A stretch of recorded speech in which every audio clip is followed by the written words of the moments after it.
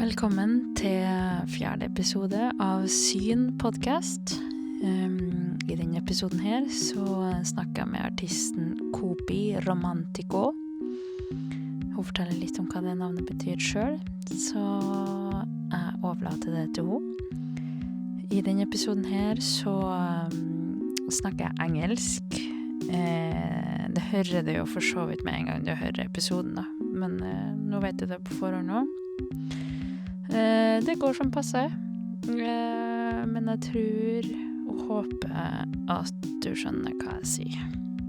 Uansett, så ønsker jeg deg en god lytting.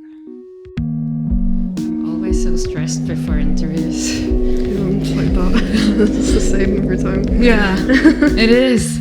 Being observed and recorded, it's very vulnerable actually. I usually just start with talking about how I usually do the interviews.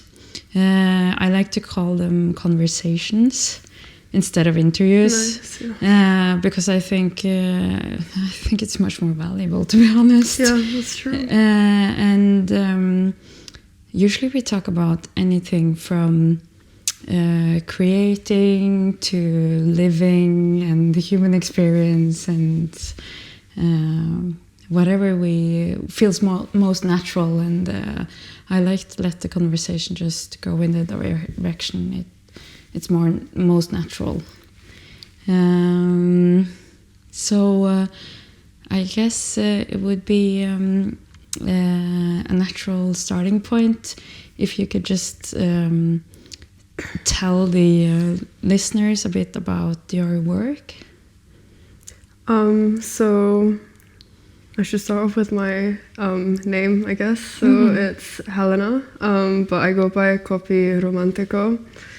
I should also start with what the name means. So Kopi means coffee in Indonesian, Javanese, and then Romantiko is just means like romanticism, but I'm very inspired by Italian music, so I put Romantiko as that. So my music is very interesting to say the least, because I grew up wanting to be a concert pianist, so I was practicing piano to become a piano virtuoso. And then in that time I also learned gamelan, which is a Javanese instrument ensemble, because my mother is a Javanese dancer and my father was directing this ensemble. And I decided to move to Scotland to study there for 4 years, and I accidentally became a DJ. I'm not a DJ anymore though. And in that time I learned to produce electronic music as well. And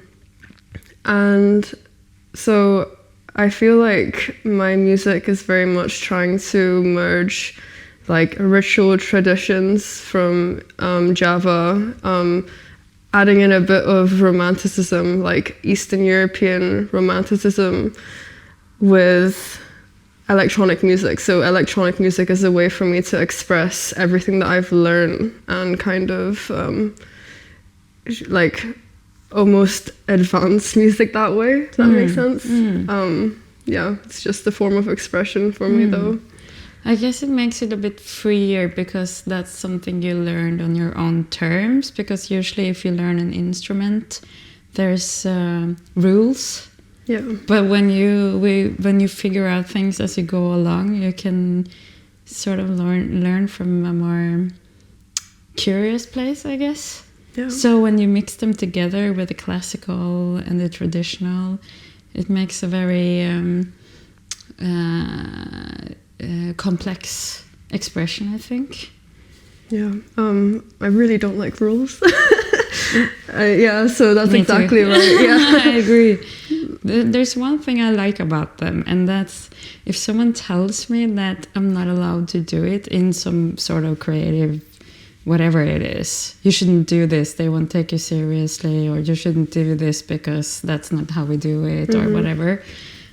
I actually love that, because it's like they're just opening a door and telling me which way I am not allowed to go. And I think it's really inspiring, because you can often feel like everything is already done. But breaking these rules gives you so much freedom to explore roads that maybe isn't that usual for people to walk.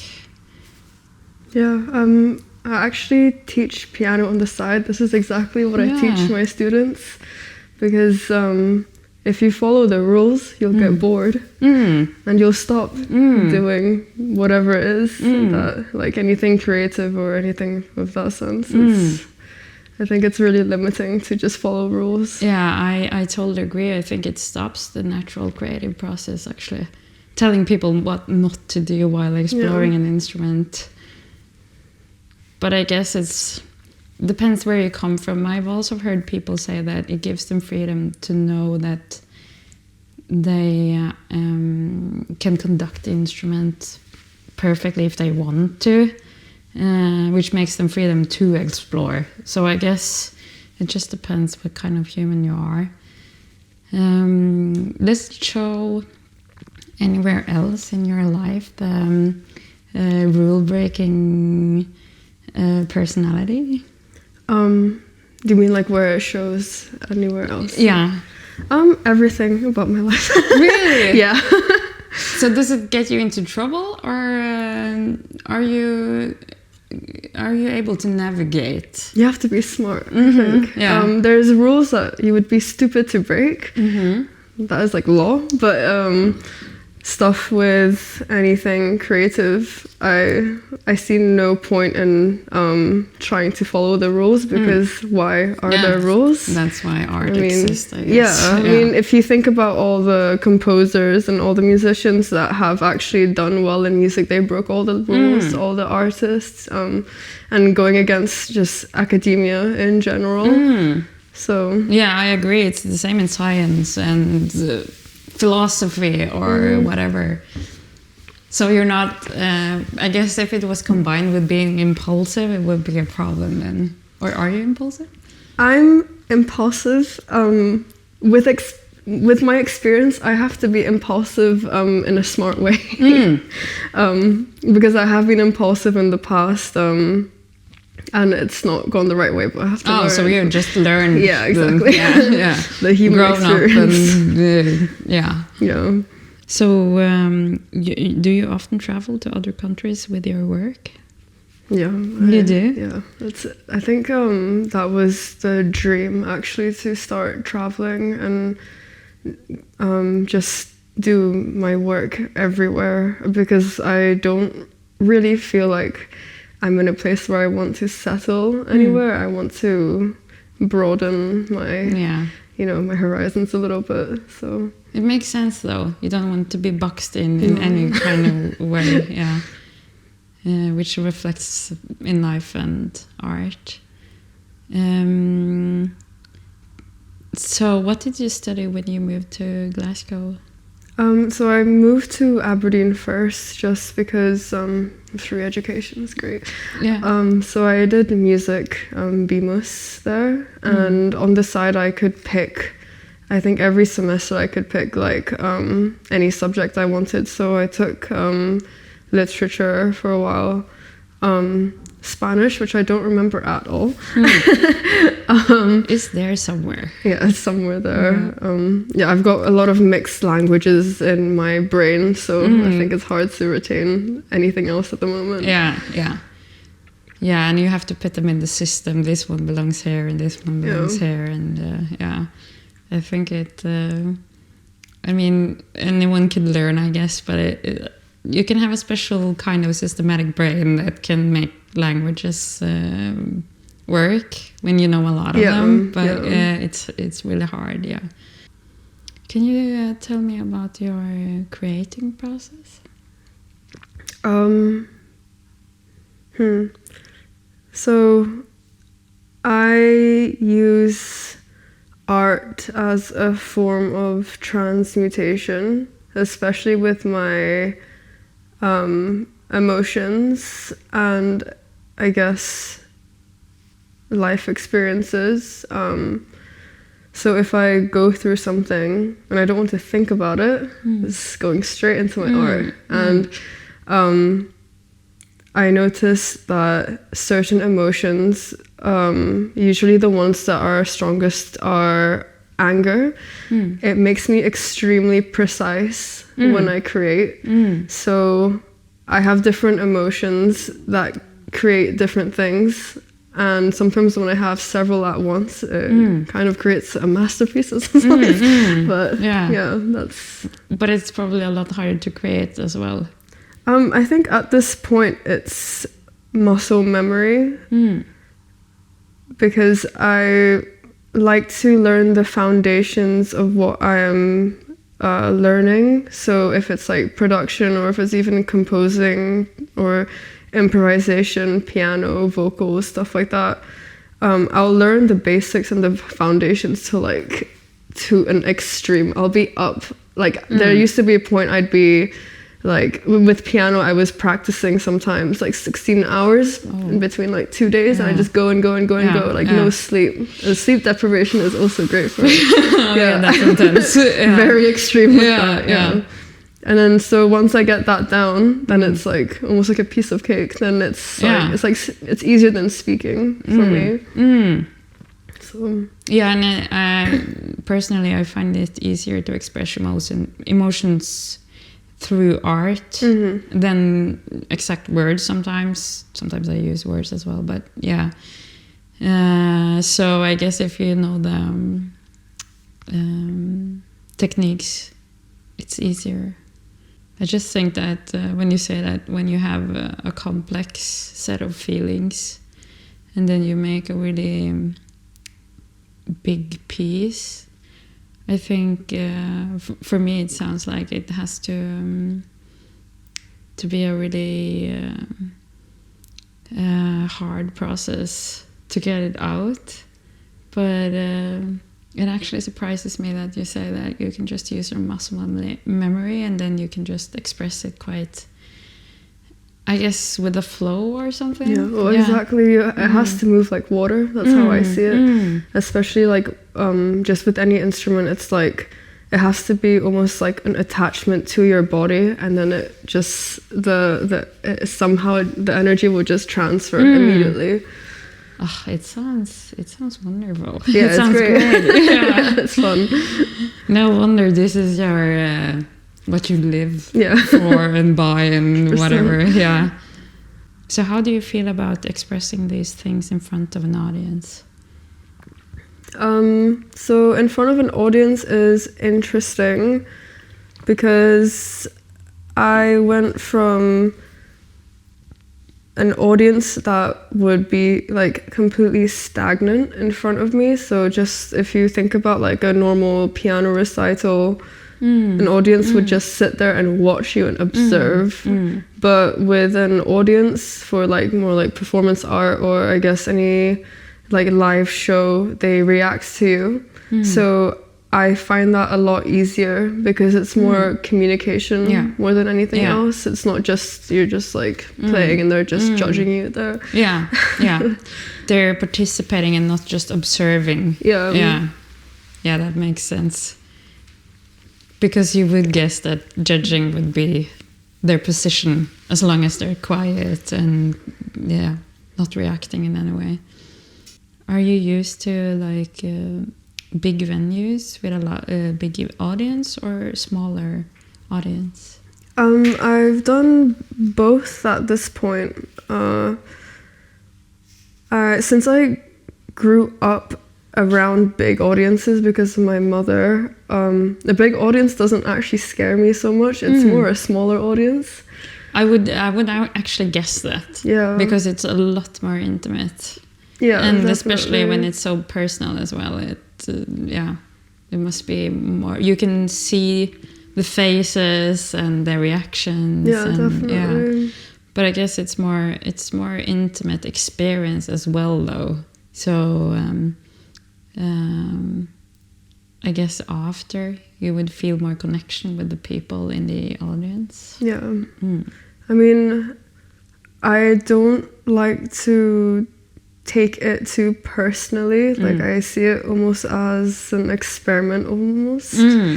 It's like a little social experiment. Yeah. Going I mean, on, the audience is part of the performance. Yeah. So then it's not just you anymore. Yeah, exactly. We all perform in the same room. Yeah. And it's interesting to me as well because you become the art object, and that doesn't mean that you will be liked. You will just have a reaction to. Yeah. So I mean, anger, especially from a woman, is not always received in a good manner. Yeah, for sure. So you cannot. You have to. I guess you have to be prepared for not being liked. Yeah, exactly. Have you had any comments on it? I have very interesting comments. Sometimes there was this one guy who came up to me after a show and he was like, "That was very interesting. I don't know if I liked it, but you did well." I was like, "Thank you." Yeah, so there's an openness there. Yeah. I'm triggered, but I'm trying to At least you're experience honest. it. Yeah. I think that's not the worst starting point. Yeah, I think. for sure. Because I think some people from art can get so triggered that they just hate it and don't want to explore the feelings it actually challenges in themselves. And yeah. But I guess I'm not sure if I liked it, but you did good. There's a more reflective way of receiving something that you're triggered by. Yeah. It's good to think about on both ends. Yeah, So. yeah. Have you ever heard something that made you like doubt your work? I mean, that's really personal of me to ask, though. But if you want to, I mean, I actually really enjoy the criticism, any constructive criticism, because I'm like, okay, cool, that's how I improve my next work. Or, okay, that's the reaction I got. I wonder why this reaction happened. Do I need to change anything, or was that just a reaction? So yeah, that's more. I find that's more usual from performance artists. Yeah. Because So they're we're doing so this aware weird, of it triggering people. And I think the worst thing would be knowing that people talk about it but never hear what they actually say about it. Yeah. Because their reaction is a part of the experience. So what do you think about Saturday here? Very excited. Yeah? Yeah. Yeah. It's really interesting because this venue is fairly new in this town, and the audience have been built like piece by piece with this show and then this show, and it has attracted a lot of open-minded people, and especially last time I could see that people don't have a lot of expectations when they meet. They just want the experience, and I think it's become like a really good audience, if you can say that. So I'm quite excited to see the reactions from the audience tomorrow. Me too. I just hope there will be a lot of people. That's always like the nerve before. It's like this, yeah. Do you usually travel alone when you do your shows? How do you find that? I love it. Yeah.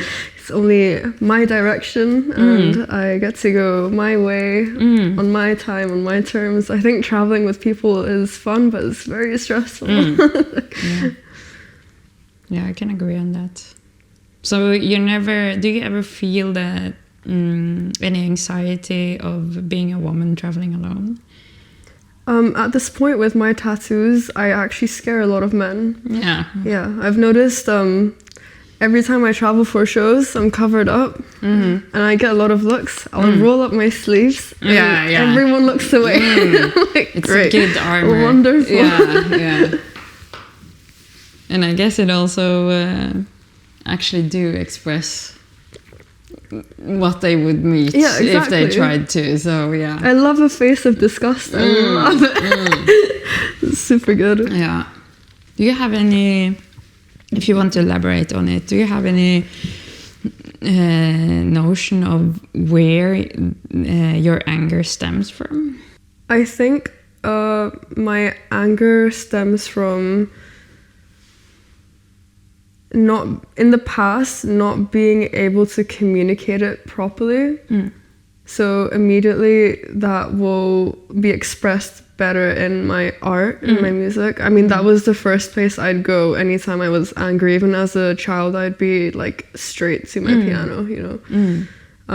But yeah, that's basically. So you always had this outlet, or did it? As I'm guessing, it grew as you got older, because I think that's when you have this cultural pressure to suppress your anger from childhood, you don't really realize that that's the case until you get elder. So I think a lot of people don't even have the art to express it. So you just become really quiet and suppressed and depressed, and I think a lot of people can see themselves in that. And I think I noticed whenever I suppressed anything and then I put it into it doesn't have to be art, it's just any skill that you want to advance. Like, there's a benefit with transmuting anger into whatever skill set, because then you level up. I know. Yeah. And then you expand, and then you expand, and then you get addicted to that. Yeah, and you feel powerful instead of powerless. Yeah. And not helpless, and like small impact of a bad emotion, and then immediately once that's released, it's gone. You know, then you can move on. So. And it's even more powerful to express it in front of people. Oh, yeah. Because you've been seen, you've been heard, experienced, and then validated in some way. Then. And I think it's really good that more and more women, as artists or writers or whatever, even politicians, show this side of female rage. I think it's really important, and it's really good that we can see this cultural change globally. Sure. Yeah. I always used to wonder why all the tragic antagonists of like the Latin, Clytemnestra and those Latin tragic, how do you say it? The female, they're not heroes, but they were always like the villains of the story, and they... For having needs, usually. Yeah, for having needs, or just expressing themselves. Boundaries and needs. You're just being difficult. Like they're not actually doing much here. They're just expressing something, you know, like. And the hypocrisy in it, because the male character would have the whole expression for himself. Any feeling was allowed, and I also think that culture changes a lot through art, and even pop culture and everything we get exposed to, and changing the roles can change everything, as I think we can see now, but it's harder for me to find the words in English. I do have a good example though, because my mother was dancing as a male dancer and as a Japanese dancer, and it's not really that common, but growing up seeing that, I was like, oh, you can switch the roles, and you can do a better job at it. So I was like, okay, I'll do the same, you know. Yeah, and I think there has been a lot of like reaching for a place at the table. And it's been overworked, and then simultaneously not trying to not show that you're good at it, because that will aggravate the male ego. And I think it's been going on for so long now that because education is more leveled than it used to be, we have a lot of really good female doctors and scientists and lawyers and judges, everything. And in school, in general, that's the trend. That the girls are excelling because the pressure has been so hard, and it's been so hard and so hard and so hard. And at some point, there was a small opening to, okay, you can actually have this. Yeah. When you play the game at a more difficult level for a long time, then it's going to be a lot easier once you're able to. Yeah, suddenly play it just breaks through. Yeah. It's really satisfying. Super satisfying. I love it. Actually, I have this. I like to brag about showing the vulnerability. So usually I don't cut out any weird pauses or shifting in body language, because I really think that vulnerability has been shown for such a long time, and I think there's so much value there that we look down upon, and obviously growth comes with vulnerability. There's no other way in your first steps in whatever you do, and expressing something new or a new side of yourself, it will always be really vulnerable. And I think that I guess this relates a bit to what we're talking about, that what we see as power is usually being cold and cut off from your feelings and looking like you always have the answer, which I think leads us to choosing leaders that are cold and do not have empathy and abuses their power. And we choose them again and again, and they get worse and worse and worse, because we think that what we call feminine, which is just a cultural thing, feelings are a bad thing. It makes you a bad leader. When obviously, if you don't have empathy, you will be a bad leader. But if you are softer, then you are seen as weak. I know this to a crazy degree, because I've had to act colder. I've had to train myself to be a lot more reserved, because I noticed in the start, especially when I was being a lot more vulnerable in my music or the way that I was communicating to people, it was a bit awkward actually, because I was like, I'm showing so much and it's being seen as a weakness. And they might not say that, but I felt it. And I noticed it more when I showed less. When I spoke less, I was given more respect. And I was like, oh, it has to be like this, really? Yeah, but I think that's because people see vulnerability as a weakness. Yeah, for sure. When in fact it takes so much more from a person. Yeah. It is that's what confidence is. Being able to be unsure and not knowing what you're doing, or just showing your heart and still feel like you're vulnerable and small, and doing this on a stage is like super powerful.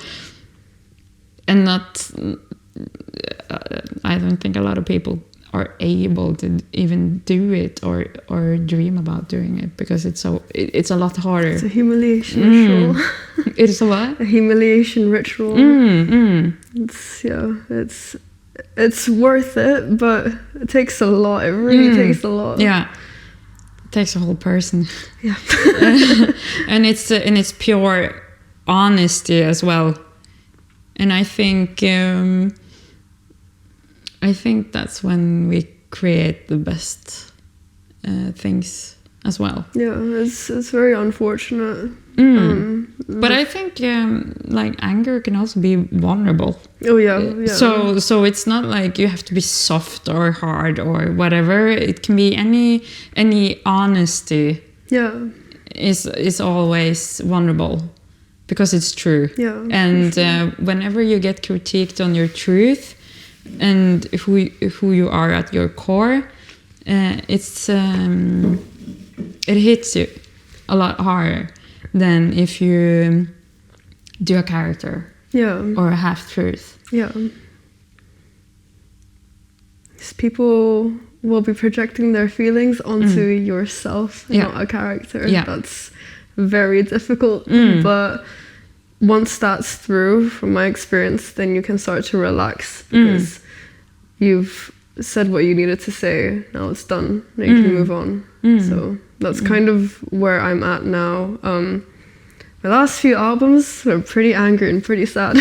Yeah. But now I've gone into a place where I can, I guess, in my music be more seductive, be more feminine, be softer, but powerful and dominant at the same time. So I like that I can come to this place now with confidence after kind of being not so messy, but more, my chaos was uncontrolled, and now I could say that it is more controlled, especially when I'm performing. So yeah, I guess that you have to learn how to own the new parts, because you get to know a new part every time you show a new feeling or express it so honest. And once it's done, it's yours. yeah. You don't have to figure it out anymore. You own the feeling, you own the part of yourself that you are expressing. Yeah, for sure. And I think it's really interesting that sensuality is a part of the, I don't know, confidence or the self-assurance part, because that's also something that I've thought a lot about, how women being seductive is it's often connected to the anger.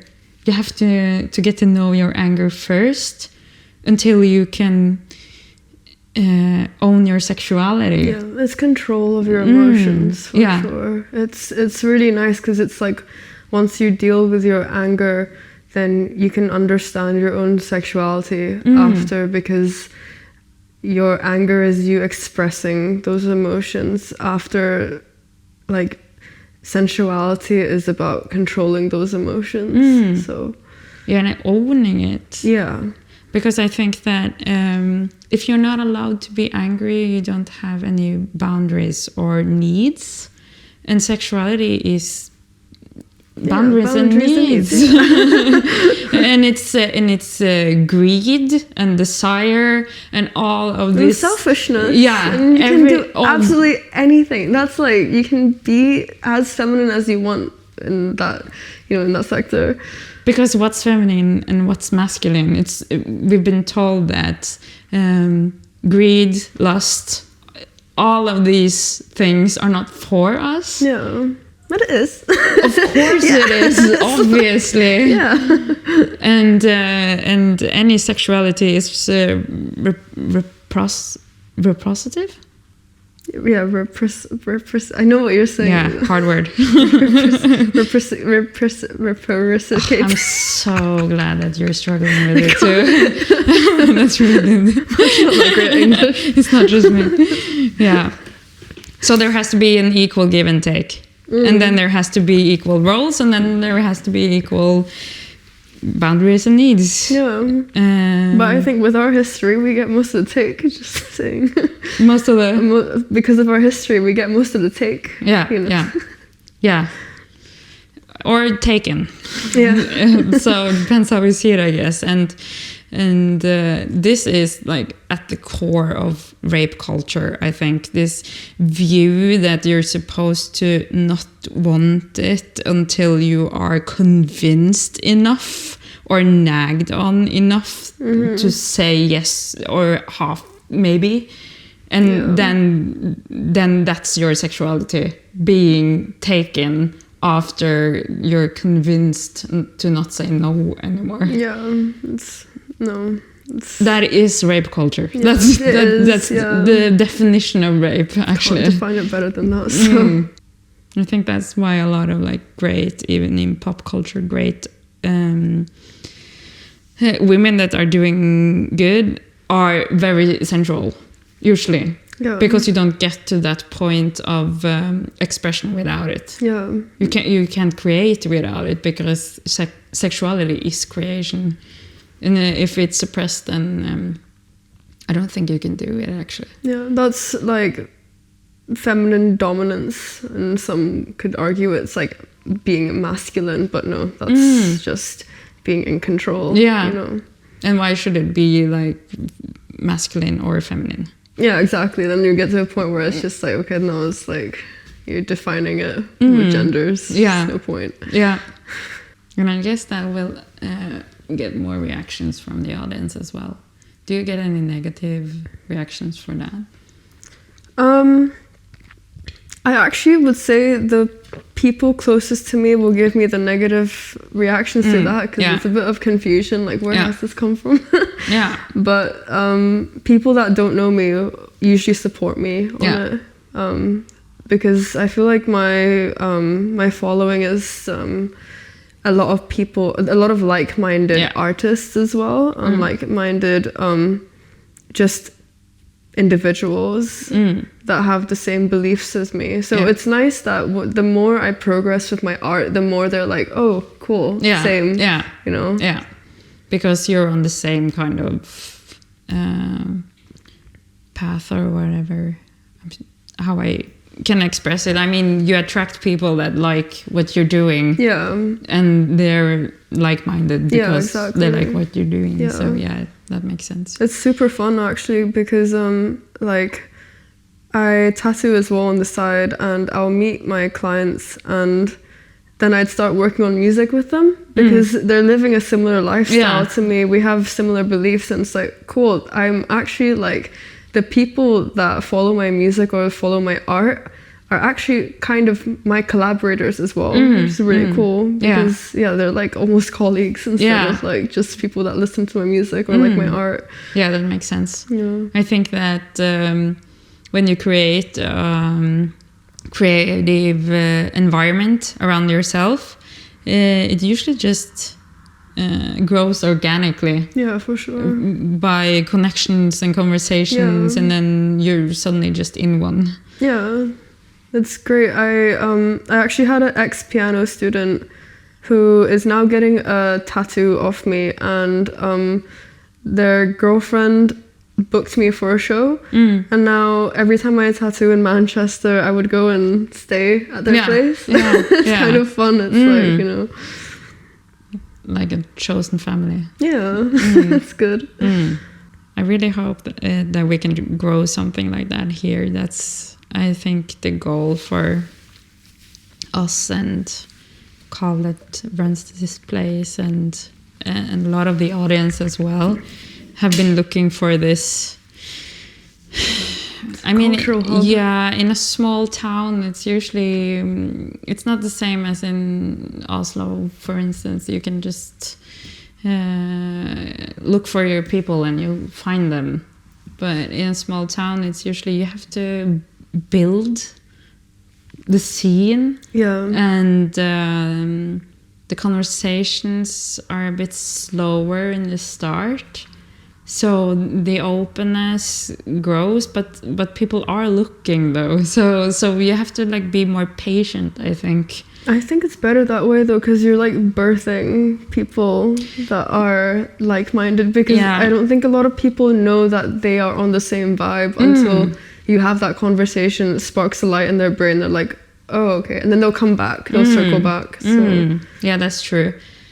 I can get a bit impatient though. Yeah, no, I'm the same. But it works, like especially with my music as well, because like when I create my work and my work in general is not easily consumed by people. I will have a lot of people tell me, I didn't know if I liked your music, but like 3 months later, actually it really clicks and I get it, and now I understand. Yeah. And I'm like, nice. But you're not making pop music, so the point isn't to cater to something that already exists. It's breaking the rules and challenging people. So I guess it has to grow on them before they realize that this is what they want. Yeah. And I think when people realize that, they can be really grateful for the experience of growing. Yeah. Because that's a really big thing to experience. And you don't really get that a lot. The best thing is when you stumble upon it. Yeah. You didn't even know you were searching for it. You just have an experience, and then suddenly you have like a month or two where you're just a new person. Yeah. What kind of expectations did you have for the conversation? I truly have no idea. Yeah.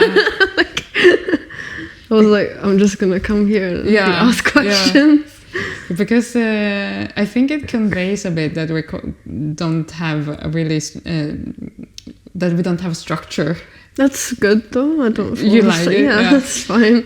So when we ask people, I kind of know that they don't know what to expect. Yeah. But then you get some. I mean, you've seen interviews or heard a podcast. It's more natural. So I'm just curious what people think they are signing up to. Yeah. It's nice though, because my last interview I did for this magazine, they gave me the questions like a month before it was published, and I just planned it so well.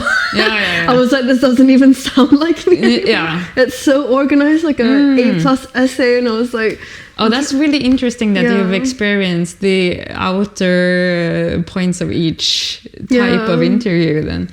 Because that's full control, full structure, full you every word like, edit everything in, It's really weird that I want to do it like this, because it always makes me so nervous, because I don't have anything to fall back on. If I can't come up with something, I just have to sit there until it comes, and it's like it feels like an extreme sport sometimes. Yeah, no, 90% of my performances were like this. Like I would go up to stage, not prepared anything, just was like, I'm going to improvise this because I know it sounds better if I do it all naturally. It's not pleasant, but it's easier to flow. Yeah, and then you have to stay with every feeling, and every feeling involves all the nervousness. Yeah, for sure. We also brought the last edition of our fanzine. I mean, it's like everything not everything. It's some English and some Norwegian. Oh, this is sick though. I like the cover. That's very cool. Thanks. It's the artist is Anne Margrethe Sjøflot, and she's inside the magazine as well. Oh, this is so cool. This is very cool. This is very my vibe.